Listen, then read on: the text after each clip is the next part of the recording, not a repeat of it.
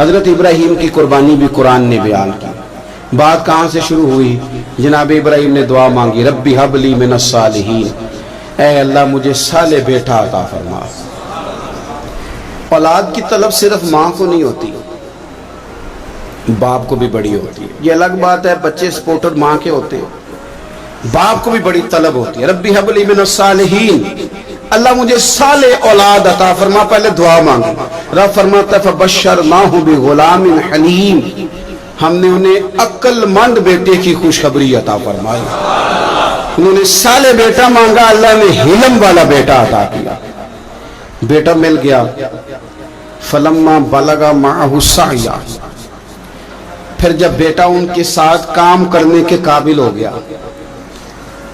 بندہ رات کو تھکا ماندہ گھر آئے نا تو بیٹا تھوڑا سا بڑا ہو جائے تو اس کو چارپائی پہ لیٹا دے کے ابا بڑا راضی ہوتا ہے.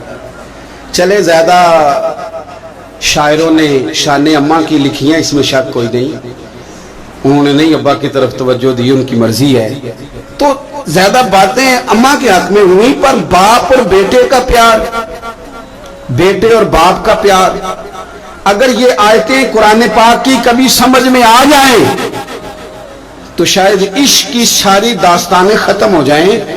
بیٹا بھی اپنے باپ سے بڑا ہی پیار کرتا ہے، باپ بھی اپنے بیٹے سے بڑا. یہ دعا حضرت ابراہیم نے مانگی، یا اللہ صالح بیٹا دے. اللہ نے پھر کہا کہ میں نے خوشخبری دی حلم والے بیٹے کی. فلما بلغ معہ السعی، پھر بیٹا جب ساتھ چلنے کے قابل ہو گیا. قال یا بنی انی ارا فی المنام، کہا اے بیٹے میں نے خواب دیکھی ہے. کیا؟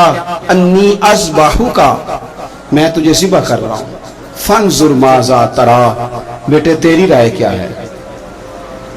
میں نے خواب دیکھ لی، میں ذبح کر رہا ہوں، تو اپنی رائے بتا. رائے اس لیے نہیں پوچھی کہ اگر وہ کہیں گے نہ ذبح کرو تو نہیں کریں گے. رائے اس لیے پوچھی ہے کہ لوگوں کو پتہ چلے کہ جس پتر کی تربیت حضرت ہاجرہ نے کی ہے اور جس کی رگوں میں حضرت ابراہیم خلیل کا خون ہے اور جس کی پیشانی میں نور محمدی چمکتا ہے صلی اللہ تعالی علیہ وسلم، ان کے خیالات کیا ہیں پتہ چلے.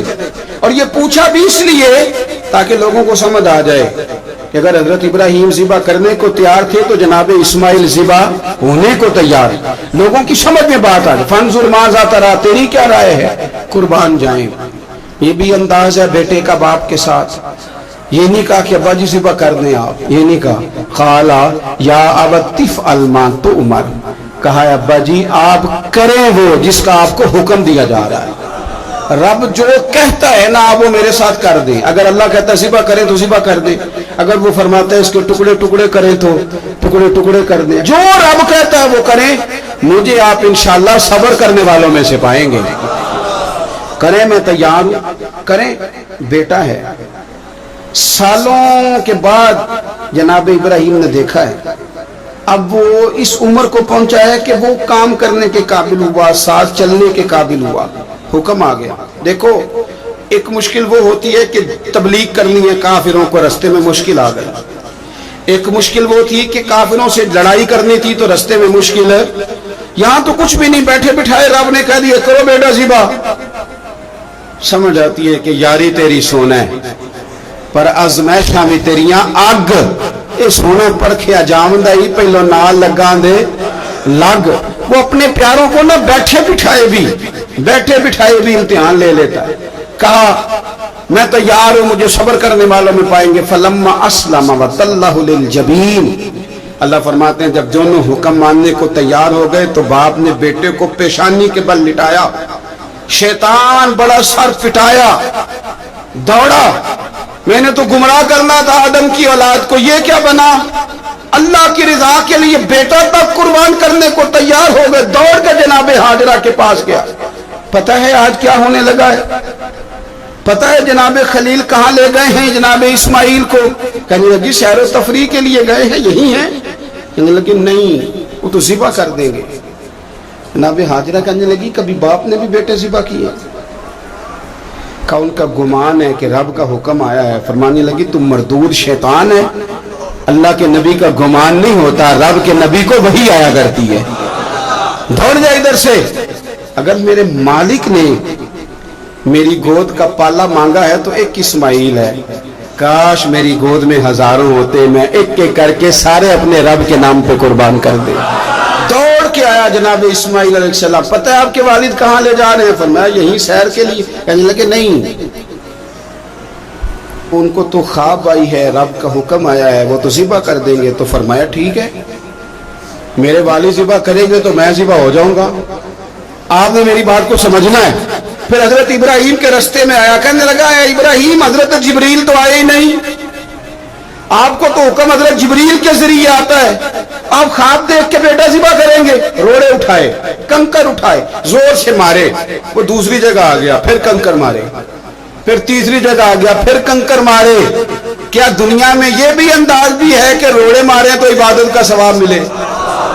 آپ میری بات کو سمجھنا یار، روڑے مارو، روڑے کون مارے؟ حاجی صاحب مارے، ایک دفعہ مارے، کہا نہیں 3 دفعہ مارو، 3 دن مارو، آؤ روڑے مارو۔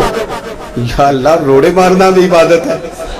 پتھر مارے، کنکر مارے، فرمایا مارو نا، تمہیں پتہ نہیں نا کہ وہ ذائقہ کتنا ہے جب میرے خلیل نے میری خاطر روڑے مارے تھے، میری خاطر روڑے مارنا بھی عبادت قرار دے دیا۔ صحابہ نے پوچھا یا رسول اللہ، یہ جو ہم کنکر مارتے ہیں جمرات کو، اس کا بھی ثواب ہے؟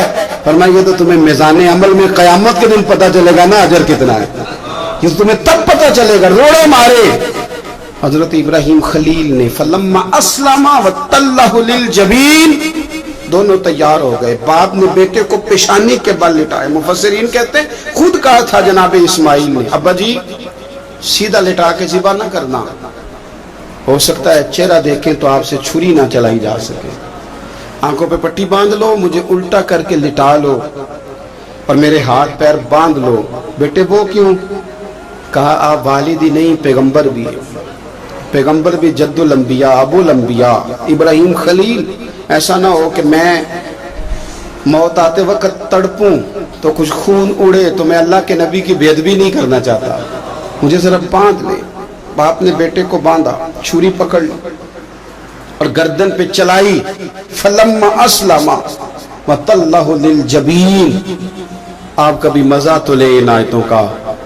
دونوں تیار ہو گئے، باپ نے بیٹے کو گردن کے بل لٹا لیا، ونادیناہ ان یا ابراہیم، رب فرماتے ہیں ہم نے آواز دی اے ابراہیم۔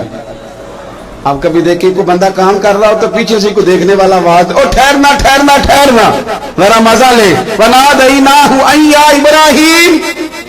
اللہ فرماتے ہیں ہم نے آواز دی اے ابراہیم، قد صدقت الرؤیا، آپ نے تو خواب سچ کر دکھایا ہے، اے ابراہیم آپ نے تو خواب سچ کر دکھایا۔ ان کذالک نجزی المحسنین، ہم اسی طرح نیکوں کو بدلہ دیتے ہیں۔ ان ھذا لہو البلاء المبین، بے شک یہ بڑی آزمائش تھی، بے شک یہ کھلی آزمائش تھی۔ میں نے کہا تھا قرآن کی آیتوں کا بھی مزہ لیا کرے، یہ کھلی آزمائش تھی۔ جب آزمائش لینے والا کہتا ہے آزمائش کھلی تھی اور دینے والے نے سچ کر دکھائی، تو پھر حضرت ابراہیم کی شان دیکھی نا کتنی بلند ہے۔ لینے والا کہتا ہے آزمائش کھلی تھی، وَفَدَيْنَاهُ بِذِبْحٍ عَظِيمٍ، اور ہم نے انہیں بچا لیا فدیے میں عظیم ذبیحہ دے کر۔ اللہ نے نا پھر دمبا بھیجا جنت سے۔ حضرت ابراہیم نے چھری چلا دی تھی، روکی کوئی نہیں، چھری چلا دی، اور جب پوری طرح ذبح ہو گیا تو آنکھیں کھولی تو آپ نے دیکھا کہ نیچے دمبا ذبح ہوا پڑا ہے اور جناب اسماعیل دور کھڑے مسکرا رہے ہیں۔ تو حضرت ابراہیم کی زبان سے نکلا اللہ اکبر، اللہ اکبر۔ آپ کی بات سن کے جناب اسماعیل بھی پکارے اللہ اکبر، اللہ اکبر۔ یہ لفظ سنے تو حضرت جبریل بولے، کہنے لگے لا الہ الا اللہ واللہ اکبر۔ جب انہوں نے یہ کہا تو حضرت سیدنا ابراہیم پھر بولے، کہنے لگے اللہ اکبر وللہ الحمد۔ اللہ کو یہ لفظ بھی بڑے پیارے آئے۔ فرمایا پڑھو نا 9 ذی الحج کی فجر سے لے کر 13 تک پڑھو نا ذرا سارے، اللہ اکبر اللہ اکبر، لا الہ الا اللہ واللہ اکبر، اللہ اکبر وللہ الحمد۔ فرمایا یہ پڑھتے رہو۔ انہوں نے پڑھے تھے مل کے تو مجھے بڑے پیارے لگے۔ فرمایا ہم نے انہیں بچا لیا ایک فدیہ، عظیم فدیہ دے کے، وَتَرَكْنَا عَلَيْهِ فِي الْآخِرِينَ، اور ہم نے ان کے ذکر کو چھوڑا ہے آنے والوں کے لیے۔ کیا لفظ ہے قرآن کے، कुर्बान होने को दिल करता है। ये बात बयान करके पता क्या फरमाया? रब ने फरमाया, खुदा खुद मीर मजलिस बूद, रब करीम ने फरमाया, क्या फरमाया? फरमाया सलामुन अला इब्राहिम, कुर्बान जा, सलामुन अला इब्राहिम। क्या बात कहां खत्म हो रही है, कहां पहुंच रही? क्या अंदा सलामुन अला इब्राहिम, सलामुन अला इब्राहिम, फरमाया सलाम हो इब्राहिम पर, सलाम हो इब्राहिम पर, सलाम हो। हुजूर फरमाने लगे गुलामों याद रखना कुर्बानी हजरत इब्राहिम का तरीका